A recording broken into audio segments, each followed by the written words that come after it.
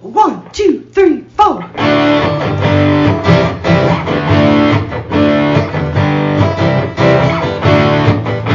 and John got it going on. Mike and John got it going on. Mike and John got it going on. Mike and John got it going on.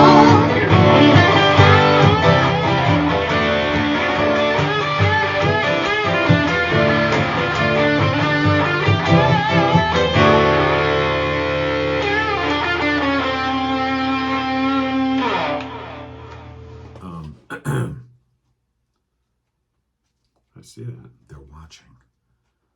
Well, don't do anything that would embarrass us. Oh, all right. Thanks for the warning. All right. Here we go. It's Thursday. Mike and John got it going on. Mike Marino and John King. We will find out if we got a winner in last night's. What? I think I just banged the table.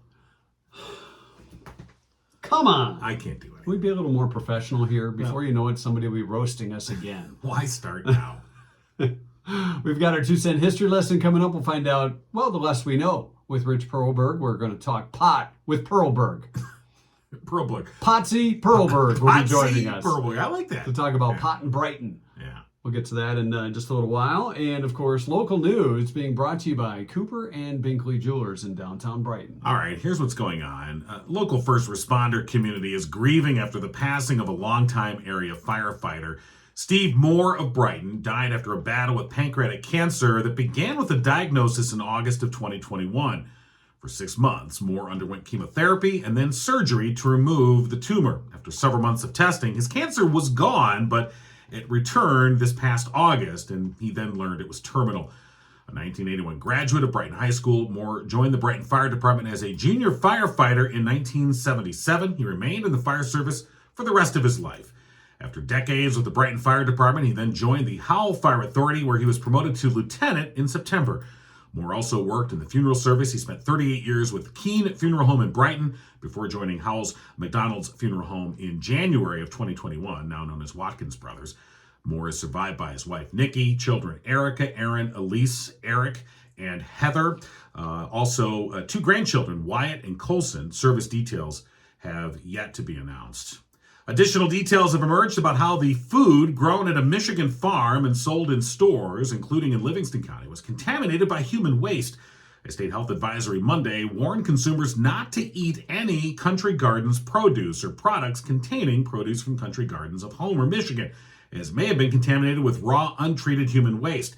The Detroit Free Press reports the advisory was prompted by the discovery of 2 5-gallon buckets of excrement that were dumped directly onto the fields that came from outhouses on the farm. You're welcome. The contamination was discovered during a routine inspection September 28th. Jennifer Holton, the MDAR Director of Communications, told the Free Press the 2 buckets came from outhouses on the farm, prompting a cease and desist and seizure order being placed on the farm. One of the stores that sold Country Gardens products was Greener Pastures Market in South Lyon, which, according to a Facebook post, sold only small quantities, but immediately disposed of all of those products. A recall on Country Gardens produce was also issued by Bush's Fresh Food Market, which said a full refund will be issued to customers for any items that were purchased since August 1st. And a White Lake Township boy diagnosed with leukemia got his own personal parade for this week from local law enforcement. On Tuesday evening, patrol vehicles from the White Lake Township Police Department, White Lake Township Fire Department, along with Oakland County Sheriff's Office, the Sheriff's Marine Unit, SWAT Unit, and K-9 Unit, as well as Search and Rescue and Aviation, all drove or flew past 3-year-old Archer Bradshaw's house on the 9,000 block of Shelby Drive.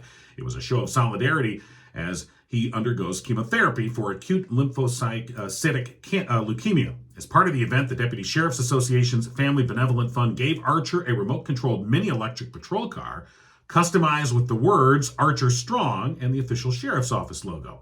He also received his own police uniform and was made an official deputy by Oakland County Sheriff Mike Bouchard.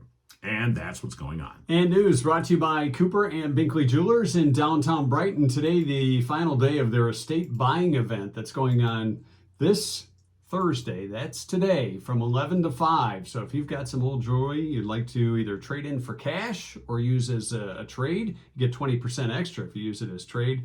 Cooper and Binkley Jewelers in downtown Brighton. You don't have to make an appointment. Just bring in the jewelry.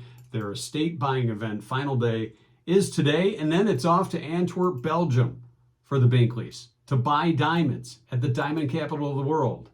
They can shop for you and custom design a piece just for you as they do it in store. They've also have great designs from Simon G and Zagani. Stop by and see them today. Latest from those designers and others at Cooper and Binkley Jewelers in downtown Brighton and online, cooperandbinkleyjewelers.com. Right. And, you know, we should point out, and as you heard in the news, of course, Steve Moor passing away. Barb and Mark Binkley were huge supporters of Steve, friends of Steve as well. And there's a spider here. Okay. I'm not going to... Sorry. Don't kill him. Okay. I know how you are about spiders. Well, it's still in my face, that's all. As you were saying. Yes, back to what we were talking about. So anyway, you know, obviously we talked about this last week and our, you know, our admiration of Steve and our thoughts and prayers and love for his family at this difficult time. And obviously, unfortunately, I think, you know, this was, you know, inevitable. He'd been put into hospice. But you know, I think that we're seeing already with his passing, the show of support and solidarity that's come out from the community. All the different fire departments and first responder agencies have stepped up. But you know, again, people like the Binkleys who have supported Steve for a long time, been a friend of his and supporters of the family. You know, it is sad to see this, and I think Steve would be the first one to tell you that you know, the fact that he ended up with pancreatic cancer was not unique to him as a firefighter. Many firefighters end up with cancers like this. And whether they are technically classified as, you know, work-related or not, we do know that firefighters have a much higher risk of contracting these types of cancers. Sure. They don't know what they're walking into when they're walking into these fires and, right. and other issues. I mean, you think about the first responders to 9/11 and how many of them ended up with very, you know, various rare forms of cancers because of all the burning plastics and materials.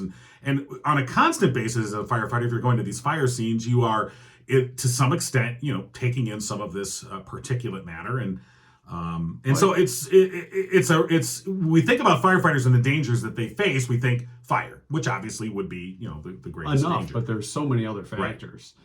And Steve fought till the end, and you know what? At least he's not suffering anymore. We do send our thoughts and prayers, as John said, to the family and friends of Steve. And right. He was a fan of the show, and stay strong, more family and friends. Absolutely. And I should also mention, by the way, I talked briefly with Nikki, his wife, yesterday, and also he has a stepdaughter named Faith, who I forgot to mention in the story, so I want to make sure that I mention that, you know. So Steve's family, you know, there was his immediate family, and then there was extended family, and, you know, Steve was beloved by so many people, and admired and appreciated. And yeah, again, just our deepest condolences to the Moore family. And as more details come out on the funeral, we'll pass those along as they come to us. Right.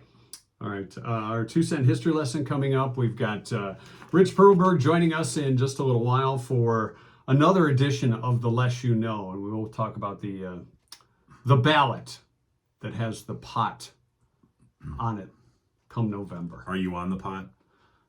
No, I'm in the chair.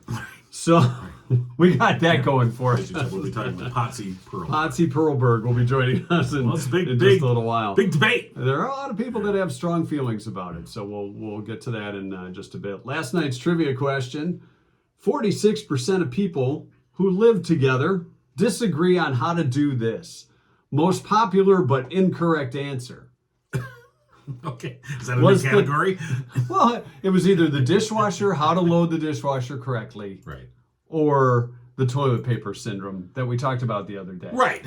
Which way does the roll go? Well, we all know it goes over the top. Up and over is the correct way, but there are those that are rebels. No, they're just weirdos. And like to go another direction. They're just weird people. Well, they are.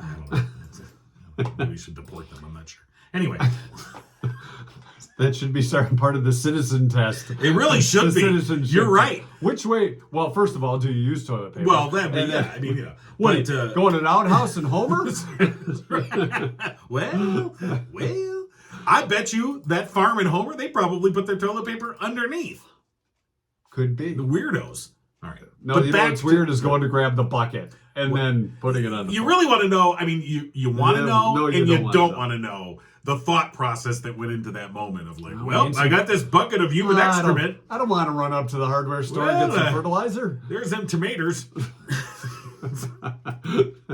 Bob had corn last night. Spread that on the field. Okay. Let's get back to the trivia. Grow up a little bit here, shall we? Corn on corn. 46% of people who live together disagree on how to do this. Of course, the toilet paper issue, settled. Not it. Right. Vote was a guess. They disagree on how to vote or who to vote for. Well, I think it's probably who to vote for. Yeah. How the housework should be divvied up. You're right. They disagree on that. But you do it all Somehow. and I do nothing. Why are you arguing with me? Patricia says how to make coffee. Right. Well, so I guess in that respect, is it, do you like it strong? Some people, like my wife, I like it stronger than my wife does. So if I make the coffee, she's always like, oh my God. Got to add water to it. See, that's the easy part. Yeah. When it comes to loading the dishwasher, this was an interesting this answer is- from Sherry. She says, loading the dishwasher, you have to read the manual because the manual says you scrape only, you do not rinse. Right. That's what the manual says. How many people have read their dishwasher manual? Look, if you want clean dishes, the scraping method will not do it a lot of the time. Sometimes they lie. They lie. Oh, you can just put them right in. You don't have to do anything. Just, you Look, know. You don't have to scrape it or rinse it if you eat the pods. That's true. You'll be dead. But there is big disagreement. Me and my wife do disagree about how to load the dishwasher. Yeah, I load it wrong. I I've have- already determined No, that no, no. I She loads it wrong. It's my wife loads it wrong. I load it correctly. And I've tried to explain to her my scientific methodology that goes into why I load it the way I do. Like, no, you got to put the bowls up here, not down there. That's a waste of space. That's for plates and pans down there. You can't put them up here. That's how you're wasting should space. put a label there. Then she goes, well, then you can do it all the time. And I'm It's like, not the right answer. never mind. dear. Okay. All right. Making the bed. How to make the bed or just making the bed in general. Why make That's the a bed? great game. Corners on the sheets, in or out, that kind of thing. All wrong. The dispose of recyclables. Some people are pretty good about it. Right. They take care of it. The box is in the bin, paper's in the bin. Others just throw them in the trash and then you're picking them out, saying this plastic bottle can go in the recycle bin. Well, not everything, whatever. Karen says disagreement on bedtime. Yeah. I'm going to guess that's for the kids. Right. Although Although we've probably both been told, don't you think you should go to bed now? yeah. Don't you think it's bedtime? Which is really translation for I would like to watch my show now. Yeah, Go get away. on it. The temperature, Madonna, our good friend Madonna said the temperature in the house. Oh yeah, that's an age old battle. It's probably more than 46% on that. Remember today, our winner is not only going to be registered for the LiftMaster 8365 garage door opener with two Right. remotes and the keyless entry pad from Firehouse Doors, OG sponsor of Mike and John, got it going on. But they'll also win a pair of tickets to check out the improv comedy show this Saturday at the Howell Historic Hall Theater Right. with CTH. You're right.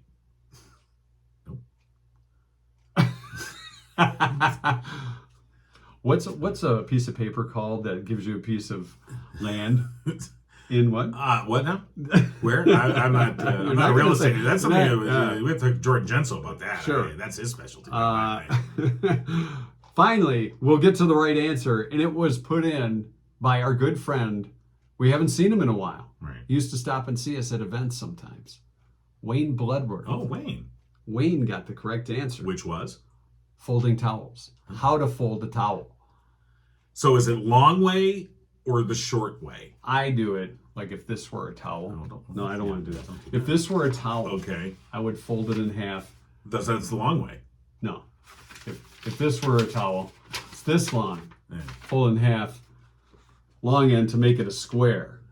then you fold it again, and then again. Oh, that's way too much work. Or The just towel should take 2 folds. That's all it should take. 2 folds. 2 folds. So you go long way. No. Long way is if you can't explain this. Should have brought a towel Hold in. on, let me get. All right. Yeah, get a piece of blank paper, but don't really fold it. All 'cause right. we So need to if this use is that. the towel, so it's Yes. longer this way and this way. I go this way. All right, you show me. This way. Yeah. Okay, no, we're on the same Then page. this way. Okay. Oh yeah. And then this. Oh way. no. See, what's this extra fold for? That's to fit it in a closet.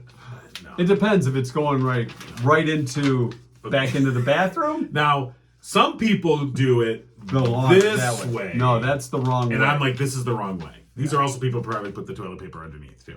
Is my all right. guess. We've Now, determined that. Here's how I actually do it. Honey, the towels are done. Put them on a pile. Fold them however you want. So, All right, that's congratulations. glad to we've Wayne. solved You that. get to check out the CTH Improv show coming up at the Historic Howell Theater. Wayne and a friend on Saturday night, and Wayne is in the drawing. Hold on, what did I do with Wayne? What'd you do with it? Here it is. Okay. Wayne Bloodworth. For the LiftMaster 8365.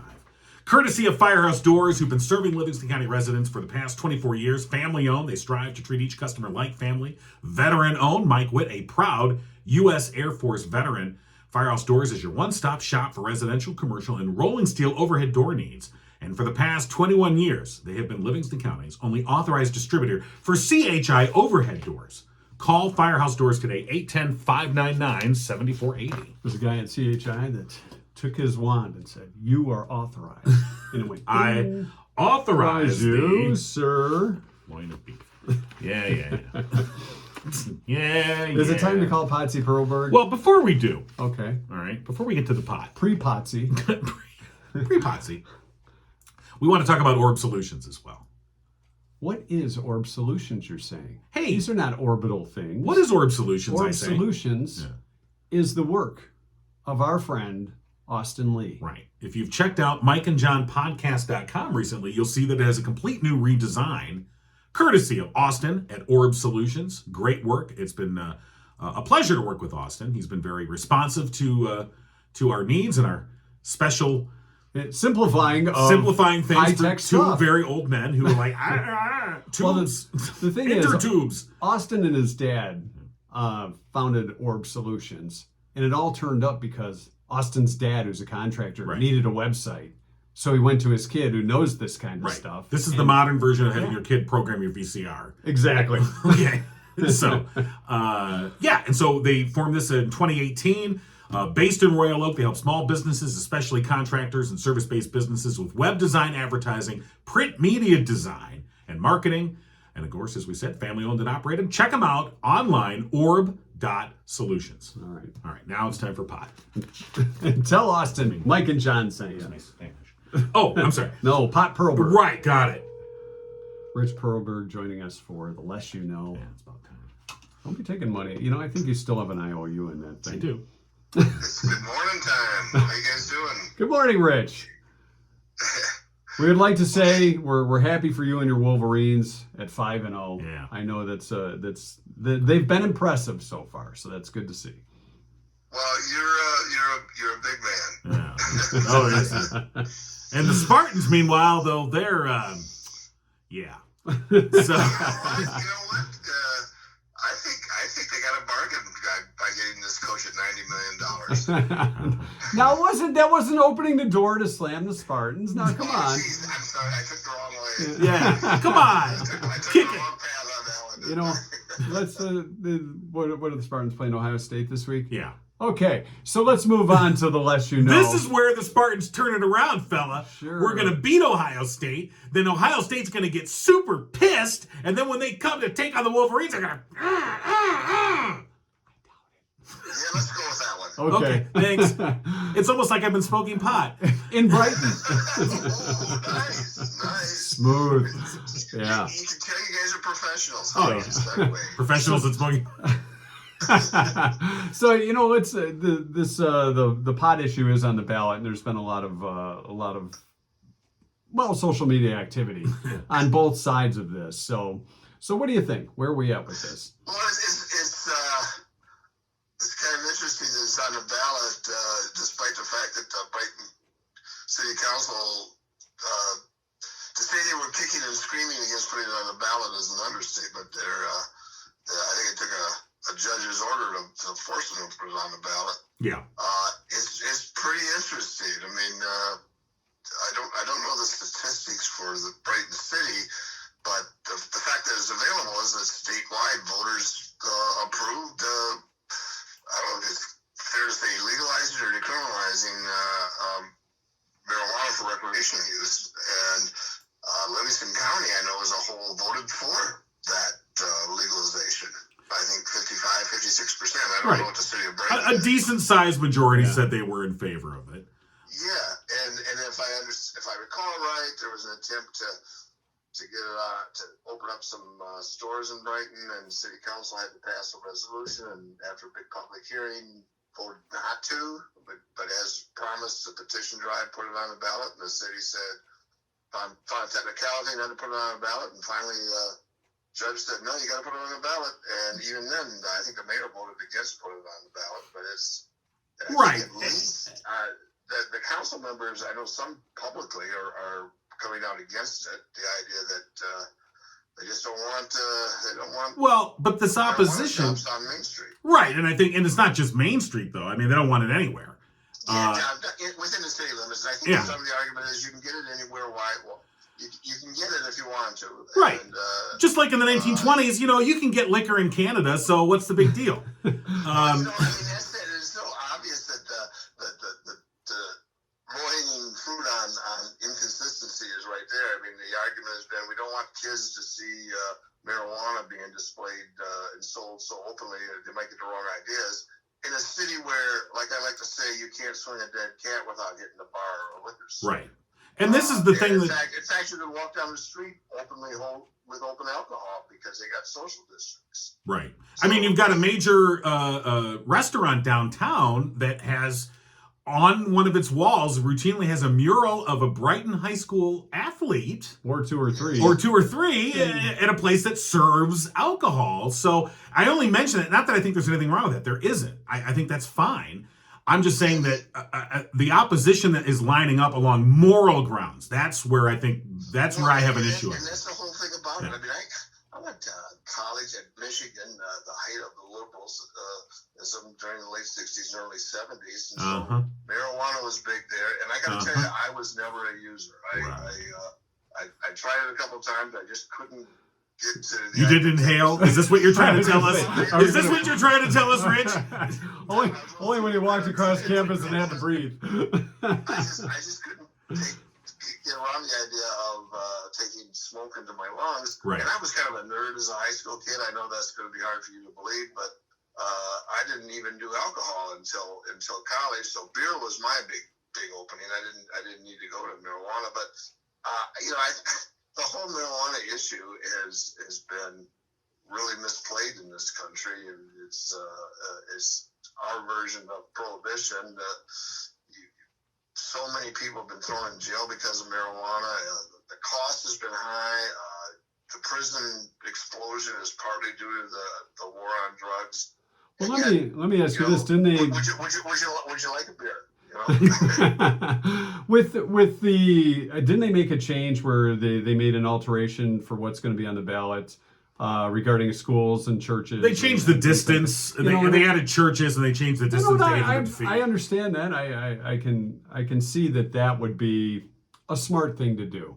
I don't think you need it like you can walk out of the high school and there's a depository. Yeah, maybe, but I mean, I think that's playing around the edges. There used to be rules you couldn't have a bar within a certain number of feet of a church. The small town I grew up in, the poor bowling alley, was close to the Methodist church, so they couldn't sell beer at the bowling alley.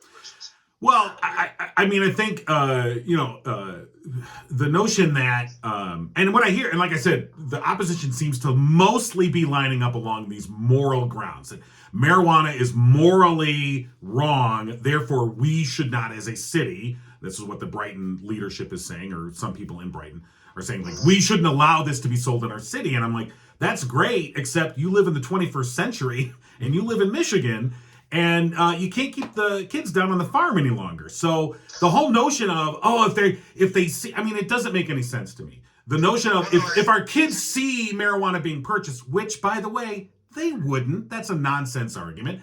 But even if they see it, then therefore they're going to want to go do marijuana. I'm like, okay, drive down 96. How many friggin' marijuana billboards do you see?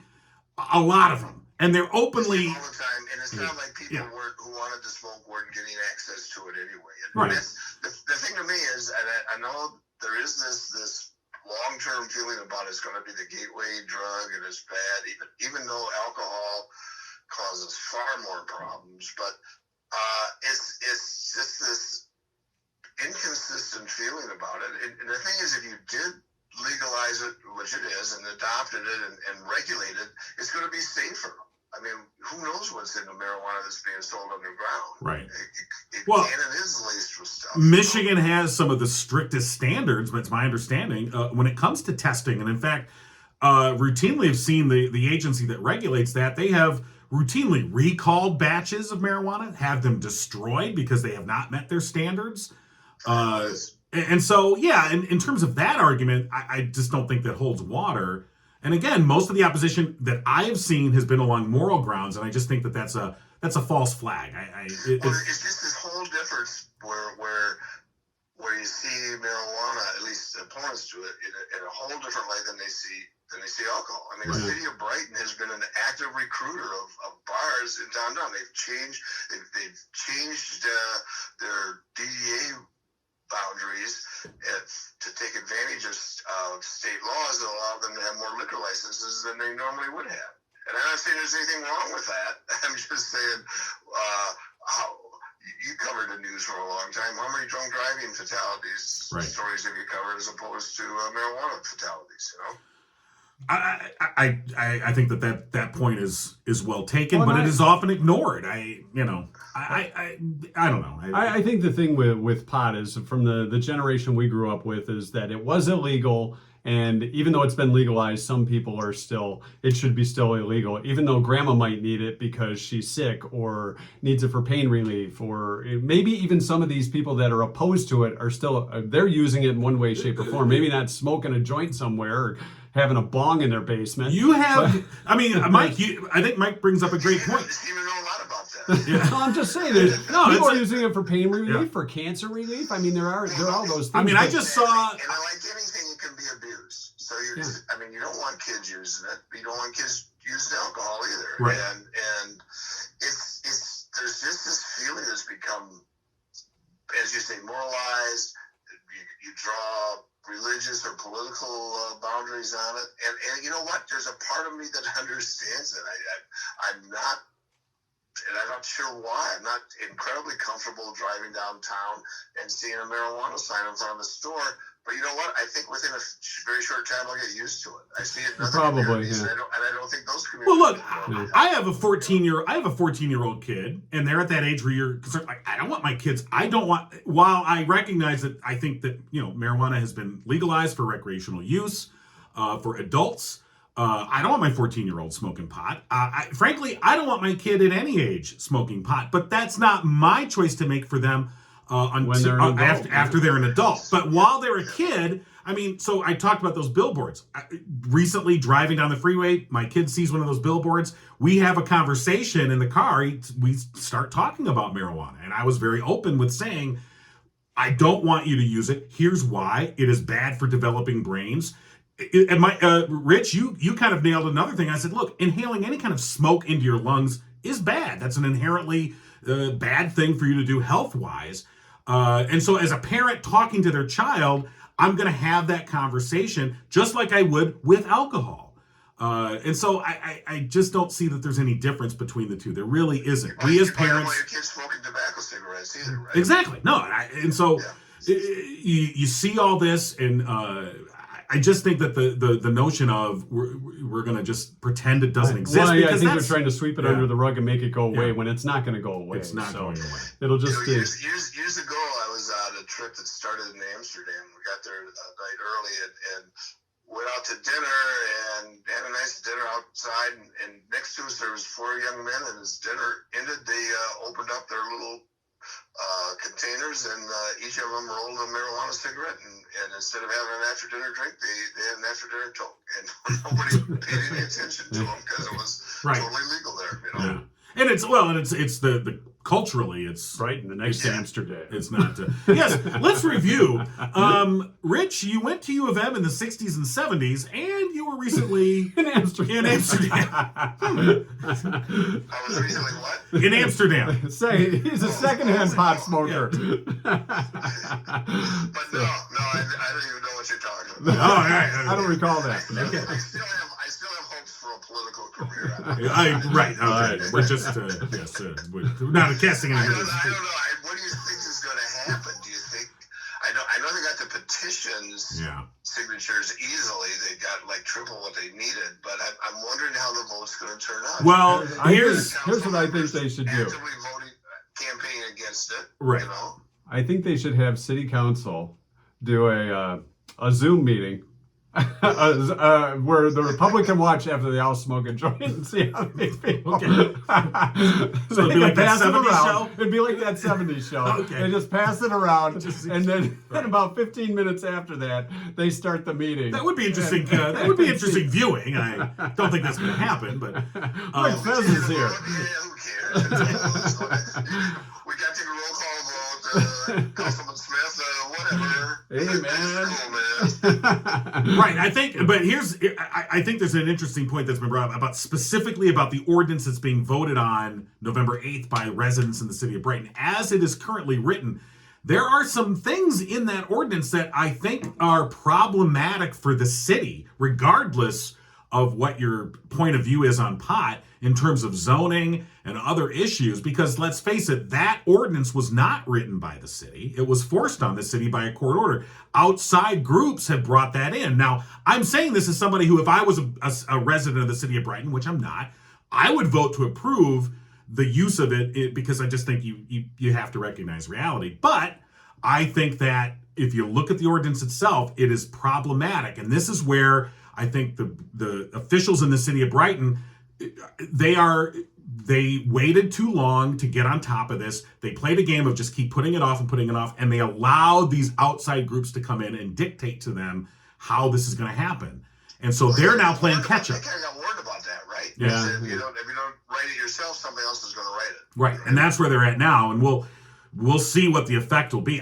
I think it's gonna pass. That's my guess. That's all it is a guess. I'm not making any predictions, but my guess is it will pass. But I think once it does pass, it's gonna be a mess. I think it'll be a mess for the city to deal with.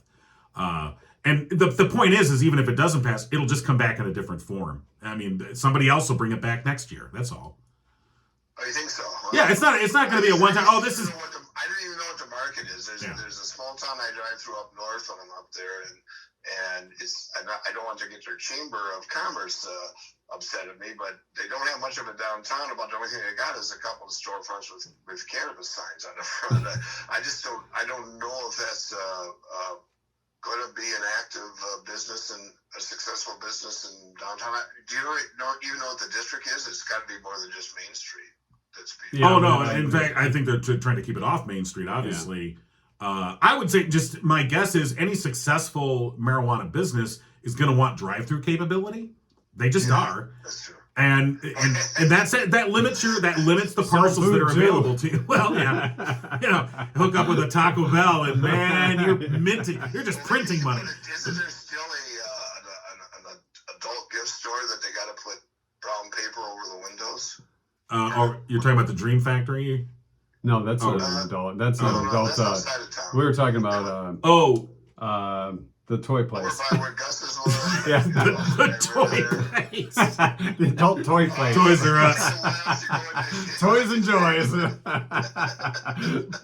Well, that's a different conversation. So, wow, you can put those three together. That's a hell of a superstore. Hell, that's an amusement park. It's tough. Rides in the back. None of these council members want to be on the side of endorsing marijuana use just because it's such a... it's the stigma, man. It's an emotional issue. Right, Yeah. I get it. But all right, well, we haven't learned or solved anything. Once again, we've succeeded in the Less You Know with Rich Perlberg. Yeah, I got the munchies. I'm going to I had to leave. Yeah, I do want to say one thing, Rich. You mentioned just a little bit ago that you may still have some political inclinations, and if that's the case, you may want to block this number. Yeah. I don't think this is going to help. No, I think those are more theoretical. Okay.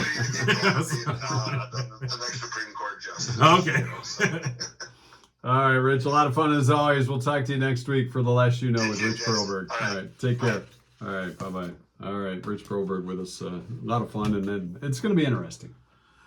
Come November. That it all will. the way So around. we'll see where that Politics goes. always is. Want to thank our friends at Richter and Associates Property Management, licensed real estate brokers, rental property experts in Livingston, Genesee, and Oakland counties. 40 plus years in the business. They're located in downtown Howell. Check them out online, richterassociate.com. That's RICHTERASSOC.com. Sorry, I was a little behind. You No, want- that's okay. Okay. You did Yeah, well. All right. Thank you. Or give them a call, 517-540-9560. Richter and Associates Property Management. They have a couple of properties in Fowlerville available for rent. So check them out. Again, that's Richter and Associates Property Management. All right. Our 2-cent history lesson. By the way, today is American Libraries Day. Okay. Check out a book. Or ban it. I was going to say, it's Mad Hatter Day today. Remember the Mad Hatter? I do. Was that Alice in Wonderland. Alice in Wonderland? Yes. It's National Speaking Noodle of Day. drugs. Yeah, that was. It's National Noodle Day, National Coaches Day, and National Physician's Assistant Day. The PA that walks in. PA. Sometimes you get more info out of the PA than you do the doctor. I think you do. I think that's right. You right. kind of do sometimes. Because they're eager. They're Yeah. more... I don't know if that's true. I'm not putting words in the doctor's mouth, but. He's an idiot. Anyway. So today is October 6th, our 2-cent history lesson brought to you by Oakland Insurance. And our good friend Drew Goebel at Oakland Insurance and Michigan-based Frankenmuth Insurance. Of course, owning a business is a labor of love. Well, it's Yes, a it labor. is. Yeah. It's a lot of work. But frankly, your insurance should not make more work for you. And as a business owner, you rely on relationships. Drew Goebel at Oakland Insurance believes the best relationships are honest, upfront, and fair. So if you're looking for a proactive partner, not a part-time assistant, call Drew Goebel at Oakland Insurance today, 248-647-2500.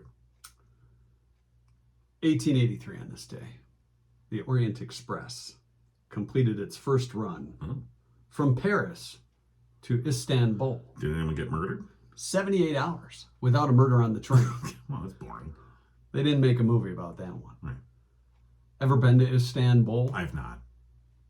Do you know where it is on the map? Yeah, it's in Turkey. Yeah. Istanbul, Turkey. Get a good deal on hair plugs there. I believe. I'm Let's not find out. directing that toward I you. would like to see. There is a spider. Has Rich Perlberg been to Istanbul? 'Cause I think they may imbibe a little bit in that. I don't know what they do. I mean, that's what. Ever been to a Turkish prison? Okay, 1927. Jimmy, you ever seen a Gladiator movie? All right, sorry. 1927, the first talking feature film, The Jazz Singer, had its premiere on this day. Al Jolson. No, it wasn't Neil Diamond. No. That was the 70s, right? Remake. Al Jolson. Coming to America. Oh, I like that movie too. The second one wasn't bad either. 1956, Wait a minute. Right. Never mind. Coming to America. Yeah. The second. No, that was it. 1956, Albert Sabin discovered the oral polio vaccine. Thank you, Albert. Know what his friends called him? Al. Guys. Thanks. Okay. I Good just job. Took a jump there, but I think. 1964, the Beatles spent the afternoon recording 8 days a week at their Abbey Road studios in London. During the evening, they spent time at the Ad Lib Club with the Ronettes and Mick Jagger. Oh, quite a night. Wonder what they were doing. I think we know. They're doing a little partying with the Ronettes and And Mick. Mick. That's a day in history. The Beatles made a song and then hung out at a club. Okay. With the Ronettes and Mick Well, Jagger. yeah, I understand. It's No, because I think the public thought that the Beatles and the Stones didn't get along. well, the Stones' first hit was written by the Beatles. 1976, a gold record was given to Rick Dees Oh God. for Disco Duck. Really? Yeah. Well, it was 1976. Yeah. So 1990, It was a thing. the mayor of Minneapolis declared it Prince Day, even though Prince didn't show up for any of the celebrations or anything. He was in L.A. But Prince Day. Not Prince Spaghetti Day. No, that's a different day. That's Wednesday. 2010, Kevin Systrom and Mike Krieger. You know who they are, don't you? Old Systrom and Krieger. They launched Instagram. Yeah, those guys. They're the Instagram guys. A year and a half later, they sold it to Facebook for $1 billion. Is that all? That's what they're thinking now. Should have went bigger. Oh, $1 billion, not too $1 bad. billion. $1.5 billion. Wonder what they're doing. And the whole, I don't, You know, you take that it's- $1 billion, split it, you get your half a bill. I got my half a bill. Right. You know, You don't need to know where I am and who I am. you know, If I got that we kind have an Instagram page yeah, we do. that we have completely orphaned and not done anything with in 1.5 million years. So I'm We're- thinking we if I gotta go get on back, the Insta. if I go back and check our Insta page, we probably have as many followers as say Kim Kardashian. I'm guessing we're probably up there. Now, if we are going to hawk products on that, we have to. Yeah, we got to, because she just had to pay that fine. Which I'm like, the whole thing, and of course, she had to pay like $1.5 million fine because the SEC? because she was hawking some cryptocurrency and didn't say explicitly that she was being But paid she was- to do it. And I'm like, does anyone not assume she's being paid for everything that she does on that page? Sure. All right. 2011, the Starships, or I should just say Starship because they don't go by the Starship. Starships, We Built This City, was named the worst song of the 1980s by Rolling Stone magazine. They took a poll, and people said, "We built this city, worst song of the 80s." Right. And yet, local radio stations will play "We Built This City." They do a indeed. lot. Yeah. Don't listen to that. Over And over and over and over. and over again. I actually listened once to, I want to say it was a half-hour podcast. Maybe it was even an hour. And they talk in that particular podcast. They break down different songs that, you know, for either good or bad, and that was one of the bad ones. And they took an hour to break down "We Built This City," talking to the guy who wrote it, talking to the band, and how that came about, and then how it got promoted, and basically at the end of the day, it was like, yeah, it was a cash grab. Sure it was. You know, it was a horribly written. You know, it was like a Frankenstein monster of a song. They're just hammering together lyrics. You know, no, here you And it was a hit. Yeah. It just, now you're going to be thinking it, aren't you? I've already got it in my head. From the album Knee Deep in the Hoopla. Yeah. Well, yeah. I mean, It also had I Rock Myself to Sleep, I don't remember. which April Wine did for some horror okay. movie. And I think April Wine did a better Wow, we're job. getting deep here. Yeah. All All right. right. That's our other podcast. Yeah. That should be Knee Deep in the Knee Deep in the Hoopla. Hoopla. All right. All right, that'll be our next podcast. That's our We're 2 gonna cent call history it. lesson, by the way. Brought to you by Drew Goebel and Oakland Insurance. Call Drew today, 248-647-2500. And if there's somebody that's knee deep in the hoopla, it's Drew Goebel. Winnie's Frank about insurance. Wait, what? Yes. Yeah. Did you see Hocus Pocus, the movie? The original? The Hocus original. Yeah. Pocus? As a matter of there's- fact, we just watched it this past Sunday with some friends. Did you watch Hocus Pocus 2? No, because they hadn't seen the original, and they saw that there was Hocus Pocus 2. So they said, well, we were like, all right, we'll watch Hocus Pocus with you. So then you're ready to watch Hocus Pocus 2. And are you ready? I don't know. Well, here's your warning. Courtesy of Mike and John Got It Going On. There's a woman in Texas that claims she wants to alert parents that the new Disney Hocus Pocus 2 can harm your children Oh, God. through the television screen, sending vibes to your children through the screen. Perhaps you shouldn't. Perhaps making them witches. Yes. Okay. Just so you know, you've been warned. Right. Vibes come through the TV. Uh-huh. to make your Perhaps you kids should witches. just, I don't know, turn it off then. Maybe you don't need a TV. Yeah. So there you have it. Okay. Well, now I know. Yeah, you do. Here's the vibes that came off as I watched it, which was, I don't know. I don't think this movie's held up well. So It doesn't deserve a sequel. I was like, it's okay. I don't know that I saw it. I don't think I ever saw it. It's got some moments, but then there's some other moments you're like, "Ay." Okay. It's got, your stock 90s douche characters. Deuce Bigelow was in it? Anyway, I digress. Yes, you do. Yeah. And by the way, I once owned a 98 Digress, Toyota Digress. Oh, you did. Yeah. And it broke down once. And, And I wish I would have known the good friends at Murphy's Family. and one time in the 90s when my tire... Right. But I didn't. So the Digress had to go to the junkyard. Yeah. But had I known About Murphy's Family Auto, they could have got my 98 Digress back on the road. Yeah, they could I'm have. sure of it. They have great skill and experience. Give them a call, 517-552-3040. They're open Saturdays 8 to 1. And if you stop in and say Mike and John sent you, you'll save 5% off your bill. And if you tell them you got a Digress, Yeah. a Toyota Digress, 98 Digress. they're not gonna. No, they're not gonna take your it call. was a hatchback.